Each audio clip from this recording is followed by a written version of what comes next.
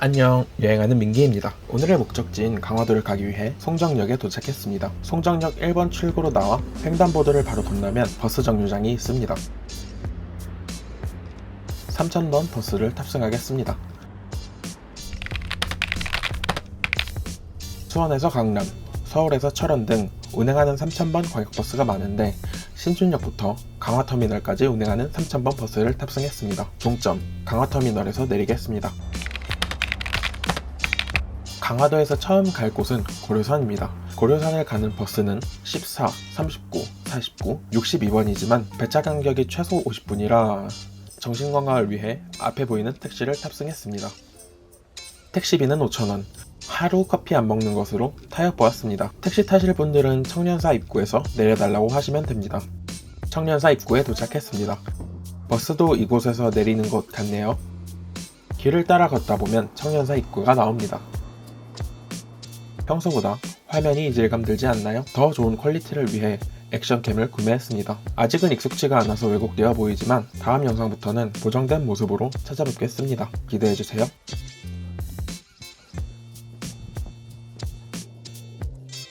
팻말을 따라 쭉 가다 보면 등산로 입구가 나옵니다.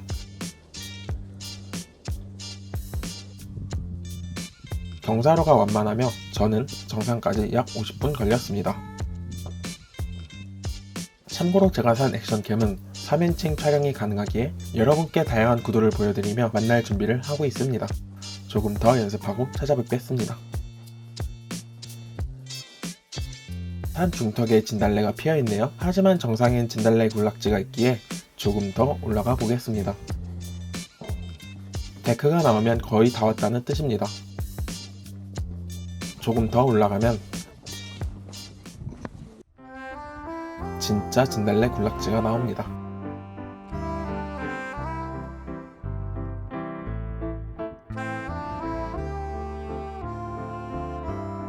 진달래 군락지와 고려산 정상으로 가는 입니다.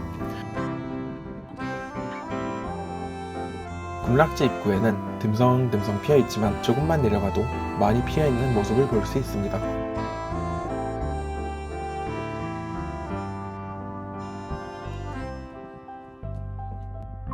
올해는 예년보다 진달래가 일찍 개화했고 아쉽게도 지금은 지고 있다고 하네요. 어느새 고려산 정상에 도착했습니다. 산 전경을 보고 하산했습니다. 앞에 보이는 꽃은 철쭉이라고 합니다. 진달래가 지는 시기와 맞물려 개화한다고 하니 철쭉이 지기 전까지 꼭 고려산에 들러보세요. 이번엔 청년사가 아닌 백년사로 내려가 볼 건데요. 산 아래 유명한 관광지가 있다고 하네요. 진달래 군락지에서 백년사까지는 40분, 백년사에서 하산까지는 1시간이 걸리니 참고해주세요. 강화도에는 고인돌 유적지가 있습니다. 강화도에서 보지 못하면 고창, 화순까지 가야 한다고 하니 후딱 보러 가겠습니다. 하산은 완료했는데 고인돌 유적까지 700m 남았네요. 인도도 없었습니다. 고려산에서 고인돌 유적지까지 인도가 설치되었으면 좋겠네요. 드디어 강화 고인돌 유적지에 도착했습니다. 왼쪽으로는 강화역사박물관과 자연사박물관이, 오른쪽에는 고인돌 유적지가 있습니다. 강화도는 역사적으로 굵직한 사건들이 많았습니다. 고려시대 몽골의 침입과 강화도 찬도, 조선의 병인양요, 신미양요, 그리고 강화도 조약. 역사적 이야기는 강화역사박물관에서 들을 수 있습니다. 저는 바로 고인돌 유적지로 향했습니다. 고인돌은 유네스코 세계문화유산으로 등록되어 있습니다. 고인돌을 만들기 위해 수많은 인력이 필요한데 그렇기에 청동기 시대에도 지배층이 존재했다는 것을 보여주는 유적지입니다. 우리가 흔히 알고 있는 고인돌의 모습 말고도 다양한 고인돌이 존재하는데 강화도에는 1.3km에 달하는 고인돌 유적이 있다고 하네요. 총 13기에 맞추어 탐방로가 조성되어 있습니다. 탐방 지도를 따라 걷다 보면 고인돌이 나온다고 하네요. 다음 장소는 빨리 가야 하기 때문에 하나만 더 보고 나오겠습니다. 앞에 보이는 고인돌은 19호 고인돌입니다.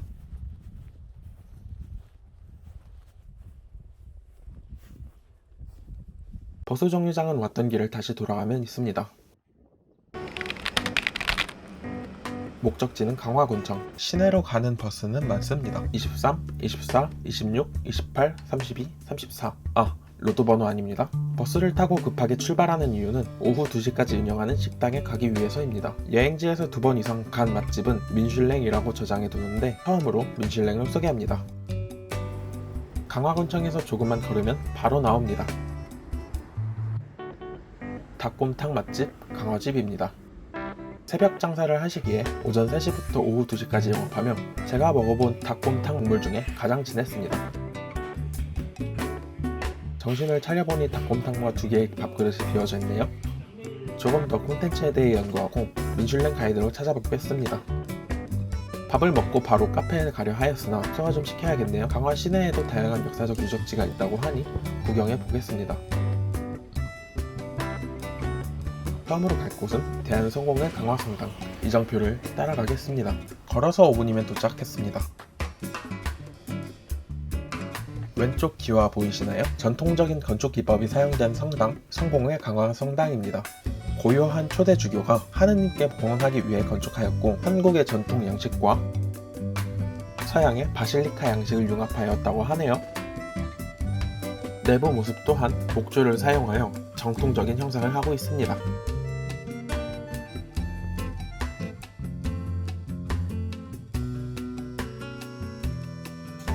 천주교식 연설대가 없었다면 성당이라고 해도 못 믿었을 것 같았습니다.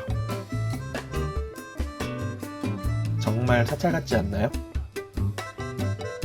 꼬불꼬불 미로로 되어 있는 이 공간은 라브린스인데 길을 따라 명상하며 걷는 라브린스 걷기를 하는 곳이라고 하네요. 저도 따라 걸어보았습니다.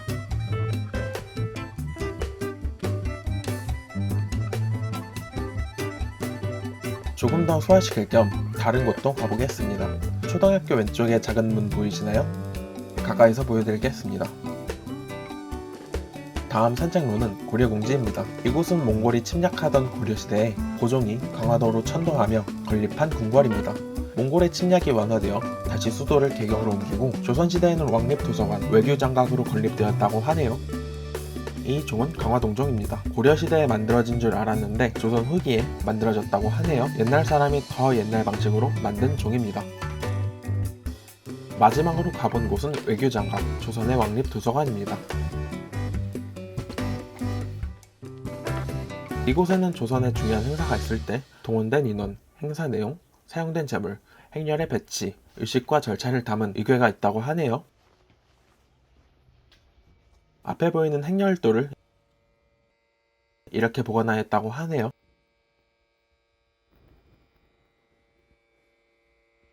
하지만 일부는 병인 양료, 프랑스의 침략으로 인하여 현재 프랑스에 보관되어 있고 국내로 다시 들어왔는데 반환이 아닌 임대의 개념으로 돌아왔습니다. 소유권을 주장하지 못한다는 게 아쉽네요. 아쉬움을 뒤로한 채 다음 장소로 향했습니다. 마지막으로 향한 곳은 카페 조양방직입니다. 1933년 일제강점기 때 지어진 이곳은 방직 공장으로 운영되었고 1958년 폐업후 방치된 이곳은 2018년 카페로 재활용하였습니다.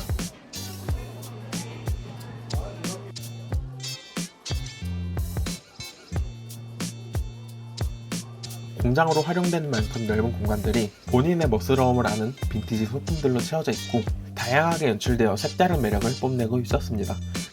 의자와 테이블의 모습도 다양했고 소품 활용도 신박했습니다.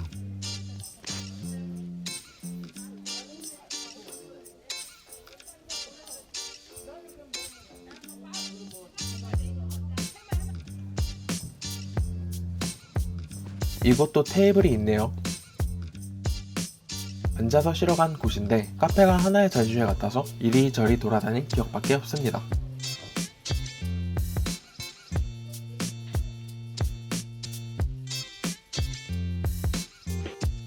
강화도에 오신다면 주양방직은 꼭 한번 방문해보세요.